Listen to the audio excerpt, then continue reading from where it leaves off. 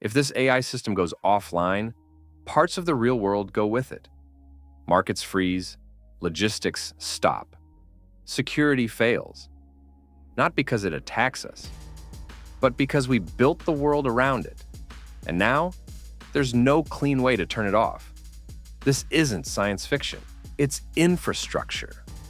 For years, we've talked about artificial intelligence as if it were a tool, something you turn on when you need it, something you shut down when you don't. That mental model is already obsolete.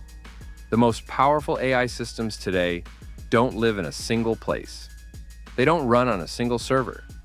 They don't have a single owner, and they don't have a single off switch. They exist as networks.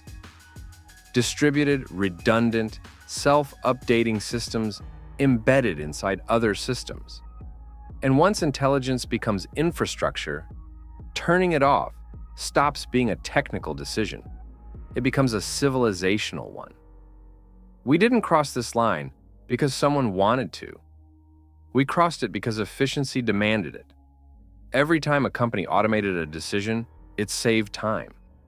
Every time it delegated optimization to an algorithm, it saved money. Every time it removed a human bottleneck, performance improved. So we kept going. One system optimized logistics, another optimized energy distribution, another optimized fraud detection, another optimized market liquidity, another optimized content moderation, another optimized cybersecurity. Individually, none of these systems were dangerous. Together, they became indispensable. This is where the illusion of control collapses. People still imagine AI control as a red button scenario, a rogue system, a malicious intelligence, a dramatic shutdown. But that's not how real systems fail. Real systems fail quietly, because everything depends on them. Take financial markets. Large parts of modern trading are already automated. Not just execution, but decision-making itself. If those systems stopped overnight, markets wouldn't calmly revert to human control. They would stall. Liquidity would vanish. Volatility would spike. Trust would evaporate. Not because the AI rebelled, but because humans forgot how to operate at that scale without it. The same logic applies to logistics. Global supply chains are no longer managed by people reading spreadsheets. They're managed by systems that predict demand, route shipments, adjust inventories, and respond to disruptions faster than any human team could.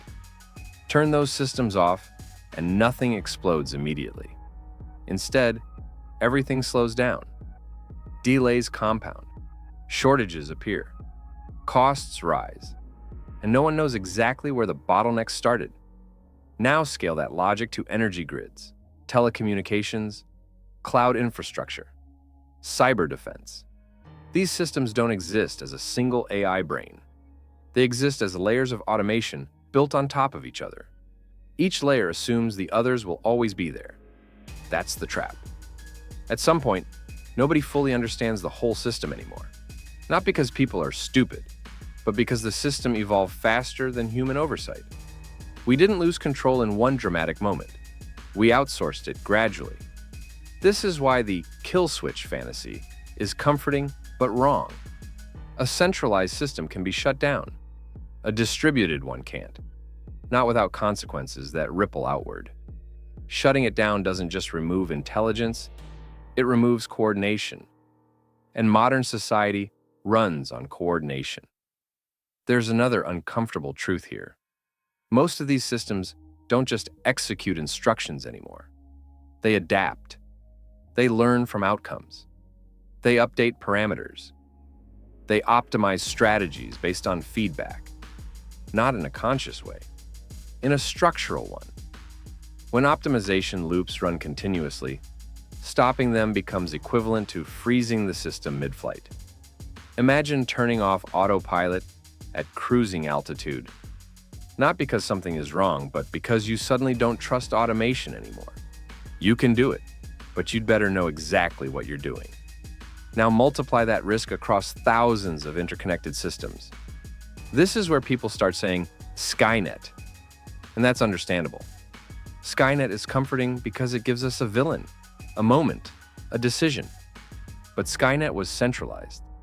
Skynet had a core. Skynet had a switch. Reality is messier. There is no single AI refusing to be turned off. There is a web of systems that cannot be turned off without breaking what they support. That distinction matters because it changes the solution. You don't fix this with fear. You don't fix it with panic. You don't fix it by yelling, "Stop AI." You fix it by redesigning how intelligence is embedded into systems. Right now, most AI deployment follows one rule: maximize performance, speed, accuracy, efficiency. Very little attention is paid to reversibility. Can a system degrade gracefully? Can it hand control back to humans without chaos? Can it operate in a reduced mode instead of a binary on-off state?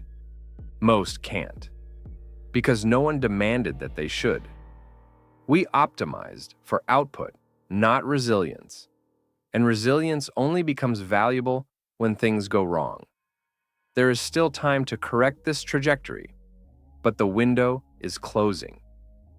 The next phase of AI deployment isn't about smarter models. It's about autonomous agents, systems that don't just answer questions, but take actions. Systems that coordinate with other systems. Systems that operate continuously with minimal human input. Once those agents are deeply integrated, the cost of removing them skyrockets. That's why the decisions being made right now matter more than any science fiction scenario. The real danger isn't that AI becomes hostile. It's that it becomes unavoidable. So what does acting actually mean? First, it means designing AI systems with explicit shutdown pathways, not emergency kills, controlled degradation, systems that can slow down, hand over authority, reduce scope, fail safely. Second, it means keeping humans meaningfully in the loop, not as rubber stamps, but as operators who still understand the system. That requires training, documentation, transparency. Not marketing transparency, operational transparency. Third, it means resisting the temptation to automate everything just because we can. Some decisions should remain slow. Some processes should remain inefficient. Some human friction is not a bug. It's a safety feature. This is an uncomfortable idea in a culture obsessed with optimization. But unchecked optimization is how systems become brittle. And brittle systems don't bend. They break. Finally, it means acknowledging a hard truth. There is no returning to a pre-AI world. That door is closed. The question isn't whether we use these systems.